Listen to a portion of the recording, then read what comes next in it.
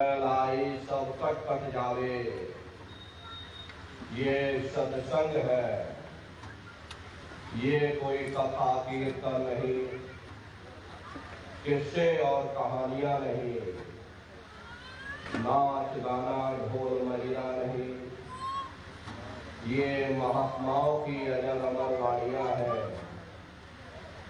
यदि आपने ध्यान से सुन लिया तो निश्चय ही आपको अपने मानव जीवन के उद्देश्यों के बारे में पता चलेगा कि आखिर मनुष्य शरीर हमको क्यों मिला, क्या इसका उद्देश्य है, मरने के बाद हम कहाँ जाएंगे, हमारे बाल बच्चे कहाँ जाएंगे, हमारे रिश्ते नातेदार कहाँ जाएंगे, हमारे कुटुंब परिवार वाले कहाँ जाएंगे और कैसे हमारी जीवात्मा का कल्याण होगा।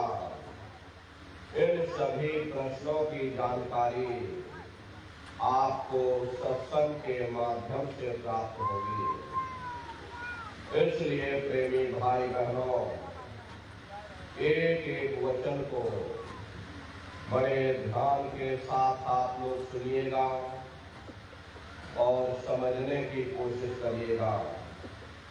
प्रेमी भाई बहनों, यह मनुष्य शरीर हम लोगों को बड़े सौभाग्य से प्राप्त हुआ।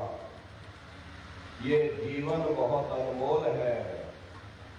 उस परम पिता परमात्मा ने हमको यह जीवन केवल इसीलिए दिया है ताकि हम जीते जी उस प्रभु की भक्ति करके अपनी जीवात्मा का कल्याण करा सके।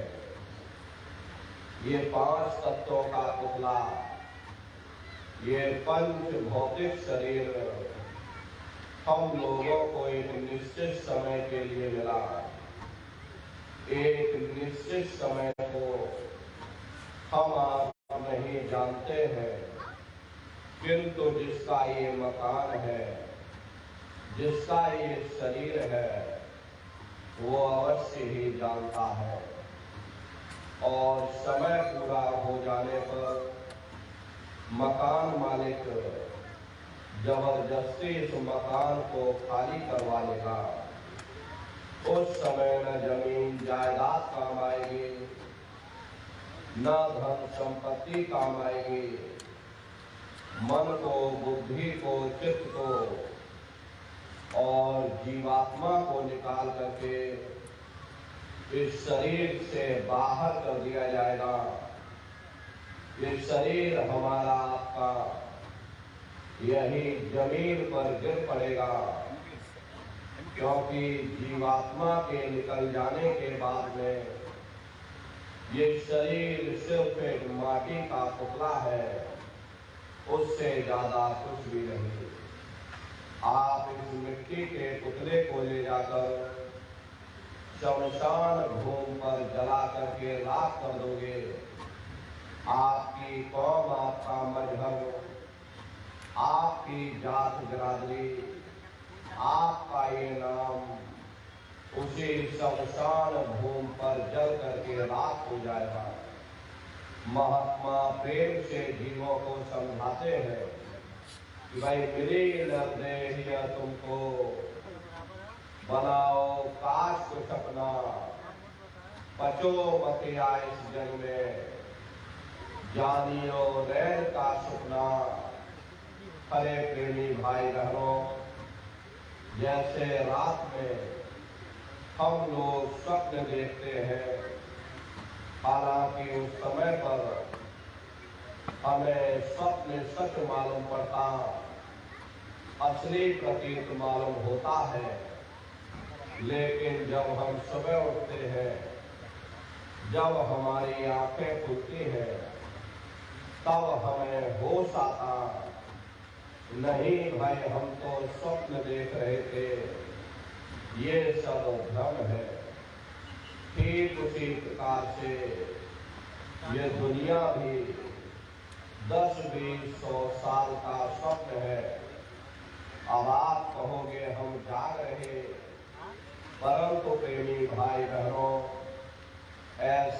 हरगिज नहीं है।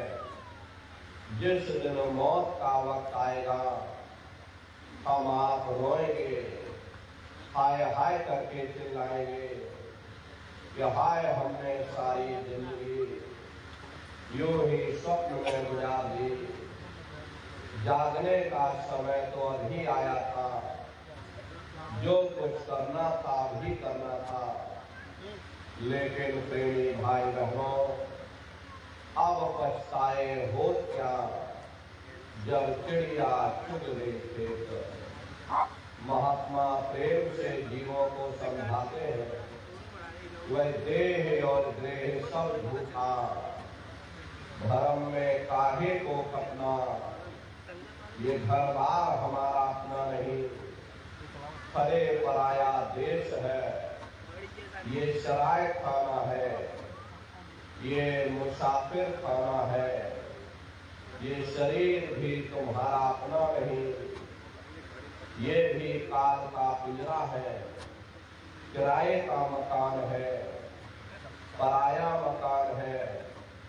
किसी को 40-50 साल के लिए मिला, किसी को 80-90-100 साल के लिए मिल गया। जितने जितने श्वास उस मालिक ने बख्शे हैं, उसे भुगतने के बाद में हमें शरीर को यही छोड़ जाना। श्वास दुधारा नित ही जारी, एक दिन खाली शाम। हरे प्रेमी भाई बहनों, एक तालाब पानी से चाहे कितना भी क्यों ना भरा हो, आप एक छोटी सी नाली काट कर खोल दीजिए, तालाब में छोटा सा छेद कर दीजिए, तो सारा पानी ही तालाब से बाहर निकल जाएगा। ठीक उसी प्रकार से हमारा ये शरीर भी श्वासों का भंडार है। जब तक श्वासों का भंडार जारी है, हम दुनिया के कामकाज में फंसे हुए, दुनिया के कारोबार में उलझे हुए। लेकिन जिस वक्त ये श्वासों का भंडार खाली होगा, हर टेलीफोन खड़क जाएंगे, तार पहुंच जाएंगे, संदेश पहुंच जाएंगे। सब रिश्ते नातेदार, सब कुटुंब परिवार वाले, सब अड़ोस पड़ोस वाले मिनटों सेकंडों में इकट्ठा हो जाएंगे।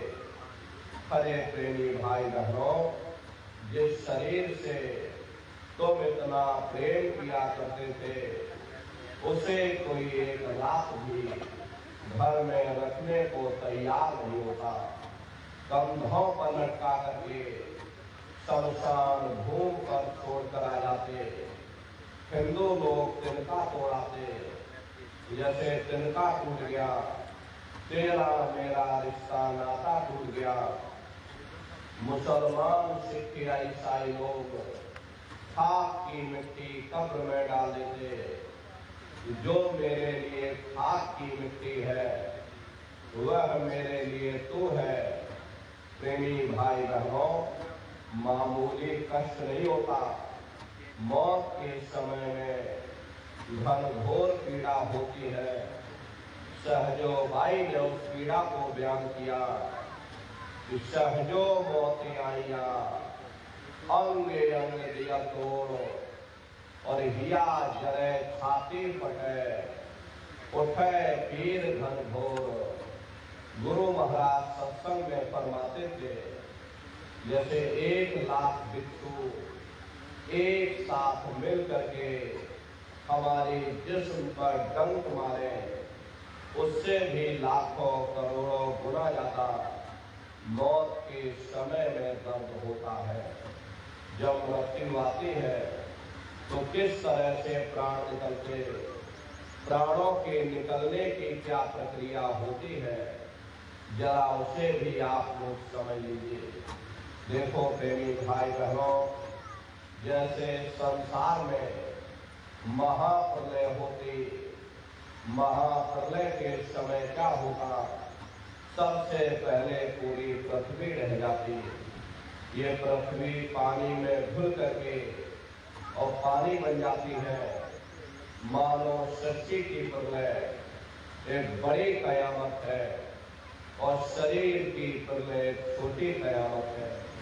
तो जैसे ही मौत आती, सबसे पहले गुदा चक्र टूटता है। सिमटत भास श्वास उठ जावे, प्राणपति जब सिमट समावे। उस समय हमारी श्वासें रुक जाती, शरीर की चेतना पीछे सिमटने लगती। तो सबसे पहले गुदा चक्र ही टूटता, क्योंकि गुदा चक्र में पृथ्वी का वास होता है।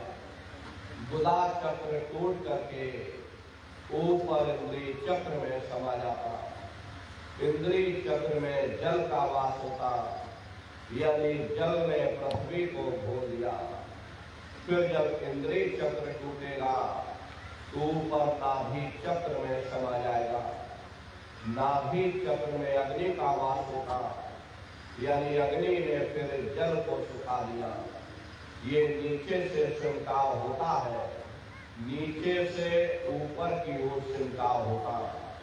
फिर जब ये नाभि चक्र टूटेगा तो हृदय चक्र में समा जाएगा।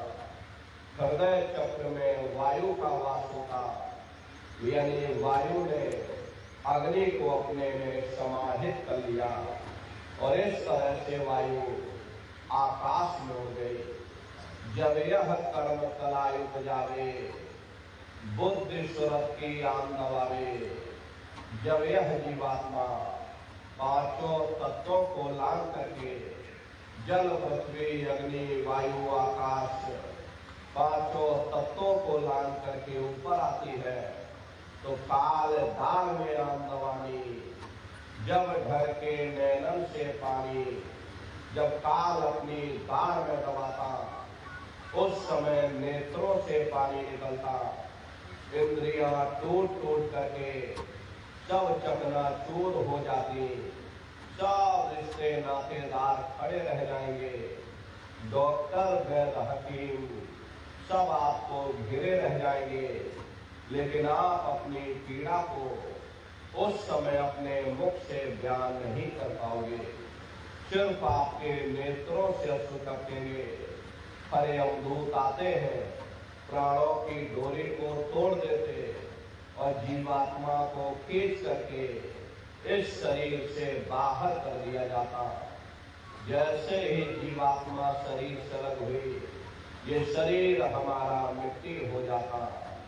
फिर इस मिट्टी को एक रात अपने घर में कोई रखने को तैयार नहीं होता।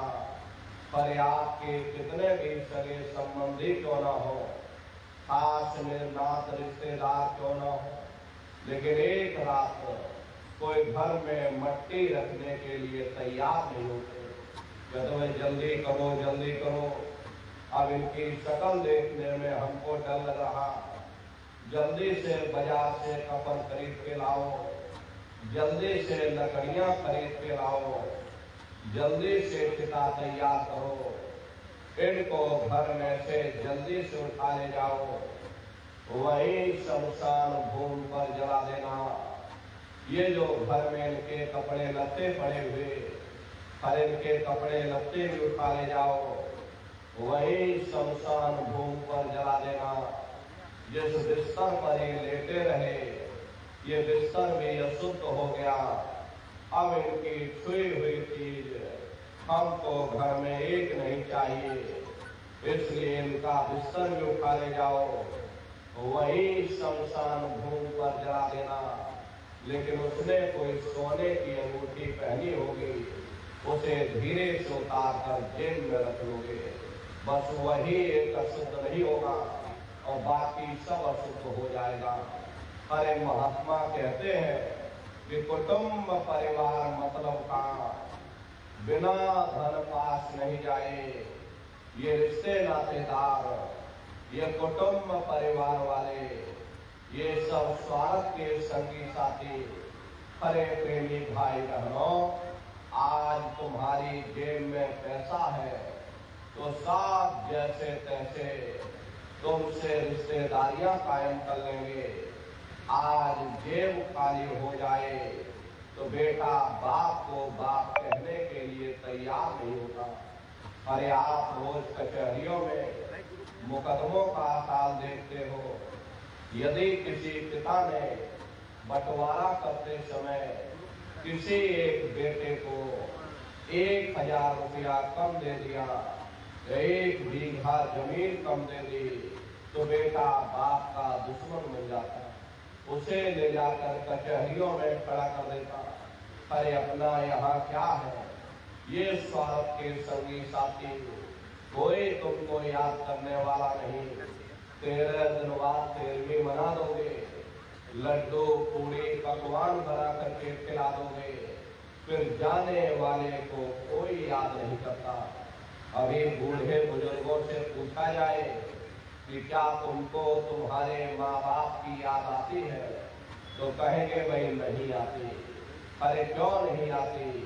तुम्हारे माँ बाप थे, तुमको पाला पोसा बड़ा किया, खुद भूखे रहे होगे, तुम्हारा पेट पाला होगा, तुमको तुम्हारे माँ बाप की याद क्यों नहीं आती? क्योंकि तुम्हारे सामने तुम्हारे लड़के बच्चे हो गए, तुम्हारे नाती पोता पंथी और संती हो गए, इसलिए तुम अपने माँ बाप की यादों को भूल गए और नई यादों में बस गए। ऐसे ही प्रेमी भाई बहनों, एक दिन सब तुमको भी भूल जाएंगे, कोई किसी को याद करने वाला नहीं। ये कहानी तो शमशान भूमि पर समाप्त हो गई। उधर देखो क्या होता, तुम्हारी जीवात्मा को ले जाकर के ऊपर धर्मराज की कचहरी में पेश कर दिया जाएगा। वहां पलक झपकते ही तुम्हारे अच्छे बुरे कर्मों का हिसाब किताब हो जाएगा। धर्मराज तुमको सजा सुना देंगे, ले जाओ इनको फलाने नरक में डाल दो, क्योंकि मैंने इनको मौका दिया था जब ये माँ के घर में उल्टे लटके हुए थे, तब इन्होंने मुझसे प्रार्थना की थी कि हे मालिक, मुझे एक बार मौका दे दो, मुझे एक बार मनुष्य शरीर दे दो, हम भजन करेंगे, भक्ति करेंगे, हम अपनी जीवात्मा का कल्याण करेंगे। तो मैंने इनकी प्रार्थना स्वीकार कर ली और इनको मैंने मनुष्य शरीर दे दिया और कह करके भेजा था कि भाई मनुष्य शरीर ये किराए का मकान है, ये तुम्हारा अपना नहीं है। अगर ये तुम्हारा अपना होता तो हमेशा तुम्हारे पास रहता, ये तुम्हारा अपना नहीं, ये मैंने तुमको कुछ समय के लिए किराए का मकान दिया है और तुम अपनी जीवात्मा को मेरे किराए के मकान में बैठा करके मालिक की भक्ति करके अपनी जीवात्मा का कल्याण करा लेना। मैंने कुछ समय के लिए तुम सबको ये किराए का मकान दिया, जब समय पूरा होगा मैं अपने सिपाहियों को भेजूंगा, उस समय पर तुम मेरे मकान को खाली कर लेना। लेकिन इतना ध्यान रखना कि जैसा साफ सुथरा मैंने तुमको ये किराए का मकान दिया, वैसा ही साफ सुथरा तुम मुझको वापस लौटाना।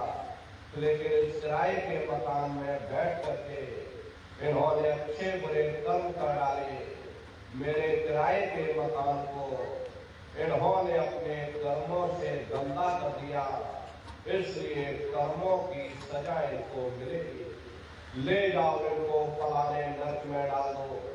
अरे महात्मा कभी झूठ नहीं बोलते। महात्माओं ने जब साधना किया, साधना करके जब ऊपर गए और ऊपर जा करके जब उन्होंने नरकों का हाल देखा, तो हमारी आपकी जानकारी के लिए उन्होंने धर्म ग्रंथों में लिख दिया, लोह के खम्भ तपत के माही, और जहां जीव को ले चिपकाए वहां लोहे के खंभे अग्नि से धड़क धड़क कर लाल हो रहे। ऐसे छोटे जीवों को उन खंभों में चिपकाया जाता। जीव हाय हाय करके तड़पता है, तड़प तड़प जीव जुलम बुखारी, और तपत खम्भ दुखी उपजे भारी। असहनीय वेदना होती है, असहनीय दुख दर्द होता, जीव वहां रोता चिल्लाता रहता। वहां कोई तुम्हारी पुकार सुनने वाला नहीं, कोई तुम्हारी दर्द भरी आवाज को सुनने वाला नहीं। अरे प्रेमी भाई बहनों, ये दुर्दशा क्यों हो गई? क्योंकि हम लोग मनमुखी हो गए, मन के कहे पर चलने लग गए, मन के कहे पर चल करके अच्छे बुरे कर्म करने लग गए। कर्मों का ये जकीरा अंबार के अंबार हमने अपने सिर पर लाद लिए, आज भी कर्मों का भोग पा रहे। अरे महात्मा कहते हैं कि भाई नर के अनेक और है, कहाँ लग कहूँ बखान, दुख भोगते यह जीव जो, जाने जो भोग समान। कहते भाई एक नर्क नहीं, ऐसे वहां अनेकों अनेक नर्क बने हुए, अलग अलग छोटे पाप कर्मों के वहां पर अलग अलग नर्क बने हुए।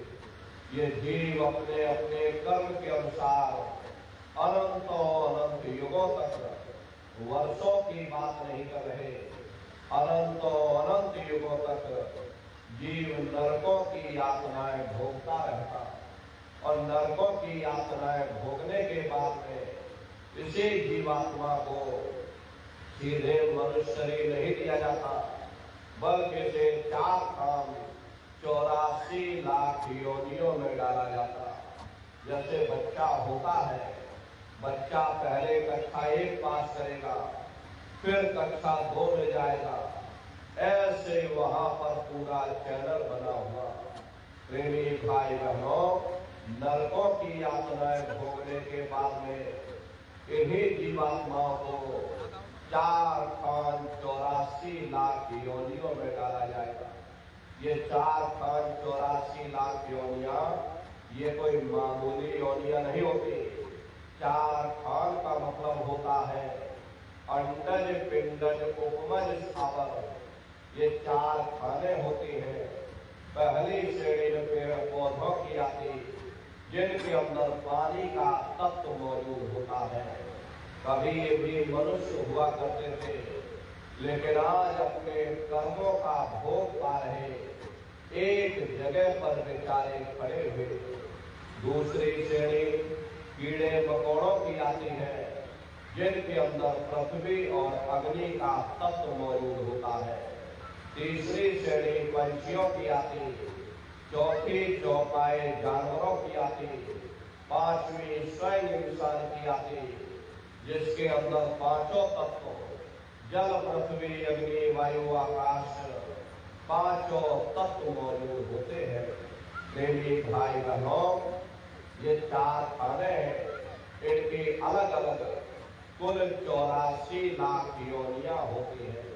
अब आप पेड़ पौधों को देखिए तो आम का पेड़ अलग है, नीम का पेड़ अलग है, पीपल का पेड़ अलग है। ऐसे ही अलग अलग प्रजातियों के कीड़े मकोड़े, अलग अलग प्रजातियों के पशु पंछी, कुल मिलाकर के 84 लाख योनियां हैं। हम दुनिया के जीव नरकों की यातनाएं भोगने के बाद इन्हीं 84 लाख योनियों में डाले जाते हैं। मामूली कष्ट नहीं होता। अरे हमको आपको गर्मी लग गई तो हम लोग छाया में आ गए, सर्दी लग गई कंबल रजाई ओढ़ दिया, भूख लग गई रोटी खा ली, बीमार हो गए अस्पतालों में चले गए, अपना अपना इलाज करवा लिया। लेकिन देखो इन जानवरों को, क्या गर्मी, क्या सर्दी, क्या बरसात, एक एक दिवाली के लिए दर बदर ठोकरें खाते रहते। किसी का हाथ कट गया, किसी का पैर कट गया, किसी को जीते ही काट डाला, मुर्गी की गर्दन ही मरोड़ डाली। क्या उनको दर्द नहीं होता? पर उनको भी दर्द होता है, उनको भी तकलीफ होती। माता भिक्षु होती है, मादा भिक्षु की मौत कैसे होती? मादा भिक्षु जब अपने बच्चे को जन्म देती है तो उसी के बच्चे अपनी माँ की पीठ पर चढ़ जाते और उसी के मांस को नोच नोच करके अपनी भूख को मिटाने के लिए उसी के मांस को नोच नोच करके खाते हैं। वो तड़पती रहती है, कराहती रहती है, एक दिन में मृत्यु नहीं होती जब तक हड्डी हड्डी न बच जाए उसके बच्चे अपनी माँ की पीठ से नीचे नहीं उतरते। ऐसे न जाने कितने संसार में जीव जंतु भरे पड़े, कितने जीव हमारे पैरों से दब करके मर जाते हैं, कितने जीव हमारे श्वास लेने से हमारे अंदर चले जाते और मर जाते। बड़े जानवरों की बात तो अलग ही है, बीमार बैलों की दुर्दशा देखो, मुंह से उनके पशु का निकलता रहता, लेकिन टनों बोझा उनके ऊपर डाल दिया जाता, डंडा मार मार करके चला जाता। क्या उनको दर्द नहीं होता? और उनको भी दर्द होता है, उनको भी तकलीफ होती, लेकिन वे बेचारे बेजुबान हैं, कुछ बोल नहीं पाते, कुछ बता नहीं पाते। हम लोगों के अंदर जुबान है, हम लोग बोल बता देते, वे सिर्फ रोते और चिल्लाते रहते। कौन उनकी पुकार सुनने वाला, कौन उनकी दर्द भरी आवाज को सुनने वाला, कौन सी अदालत में जाकर के वे बेचारे दरवाजा खटखटाए, कौन मजिस्ट्रेट उनकी फरियाद को सुनेगा? अरे प्रेमी भाई बहनों, कोई सुनने वाला नहीं। अरे कई जन्म भय की पतंगा, कई जन्म भय मीन कुरंगा, कई जन्म पंखी सब कोयो, कई जन्म है वर दिख जोयो, मिल जगदेश मिलन की वरिया और चिरम काल यह देश सजरिया। करोड़ों करोड़ युगों से हम आप नरकों की यातनाएं भोगने के बाद फिर कभी कीड़े पतंगों की योनि में, कभी पेड़ पौधों की योनि में, तो कभी पशु और पंछियों की योनि में डाले जाते। 84 लाख योनियों की सबसे जो आखिरी योनि है वो गाय और बैल की योनि होती है।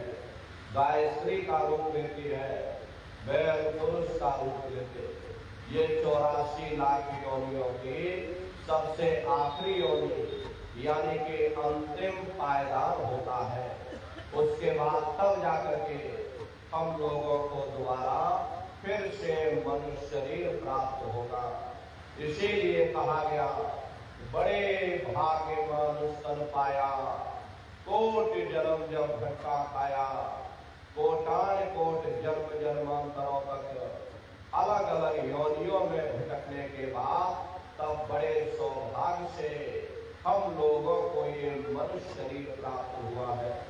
अरे बड़े से बड़े देवी देवता भी इस मनुष्य शरीर को पाने के लिए तरसते हैं, क्योंकि 84 लाख योनियों से उन नरकों से निकलने का केवल एक ही दरवाजा है, वह केवल मनुष्य का शरीर है। लेकिन बड़े अफसोस की बात है, जैसे किसी को हीरा मिल गया, अब उसे हीरे की परख नहीं, उसने हीरे को गधे के गले में बांध दिया। ठीक उसी प्रकार से ये मनुष्य शरीर उत्तम से उत्तम है, लेकिन इंसान इसकी कद्र नहीं करता। खाने पीने इशरत में अपने जन्म को बर्बाद कर देता। महात्मा प्रेम से जीवों को समझाते हैं, भाई बड़े सौभाग्य से तुमको ये मनुष्य शरीर मिला। बड़े से बड़े देवी देवता भी इस मनुष्य शरीर को पाने के लिए तरसते हैं, क्योंकि उन 84 लाख योनियों से, उन नरकों से निकलने का केवल एक ही दरवाजा है, वह केवल मनुष्य का शरीर है। इसी मनुष्य रूपी मंदिर में बैठ करके हम उस परमात्मा की भक्ति कर सकते हैं। इसीलिए संतों महात्माओं ने इस पंच भौतिक शरीर को सच्चा हरि मंदिर कहकर याद किया कि हरि मंदिर यह शरीर है ज्ञान रतन प्रकट होए, ये असली हरि मंदिर है। जब भी वो मालिक मिलेगा इसी हरि मंदिर के अंदर मिलेगा। इसी पंच भौतिक शरीर को ईसा मसीह साहब ने टेम्पल ऑफ लिविंग गॉड यानी जिंदा ईश्वर का मंदिर कहा। इसी पंच भौतिक शरीर को गुरु नानक साहब ने नर नारायणी देह कहकर के याद किया। ये वो देह है जिसमें नारायण स्वयं विराजमान है। यही कबीर साहब ने लिखा कि जो तिल माही तेल है, जो चकमक में आग, तेरा साई तुझ में और जाग सके तो जाग। जिस तरह तिल में तेल होता है, पत्थर में अग्नि होती है, ठीक उसी तरह से वो मालिक हरेक के घट घट में, हरेक के वजूद के अंदर बैठा हुआ।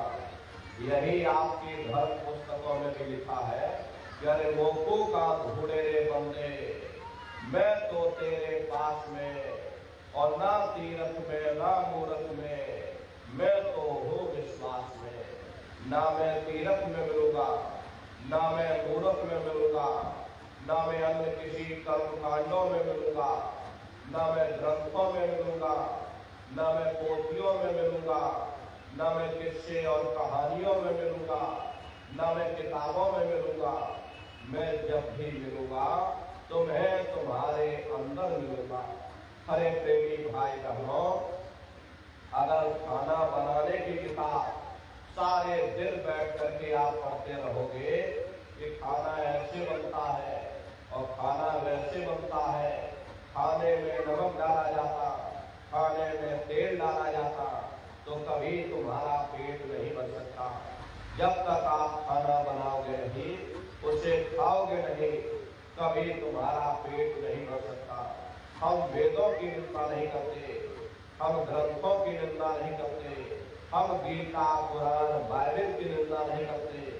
अरे वेद शास्त्र गीता कुरान बाइबल कहती है कि भाई मनुष्य के अंदर अंड खंड ब्रह्मांड है, स्वयं वह परमात्मा तुम्हारे अंदर बैठा हुआ। चलो अंदर चलो, अंदर चल करके उस परमात्मा का दर्शन दीदार करो। अब सवाल ये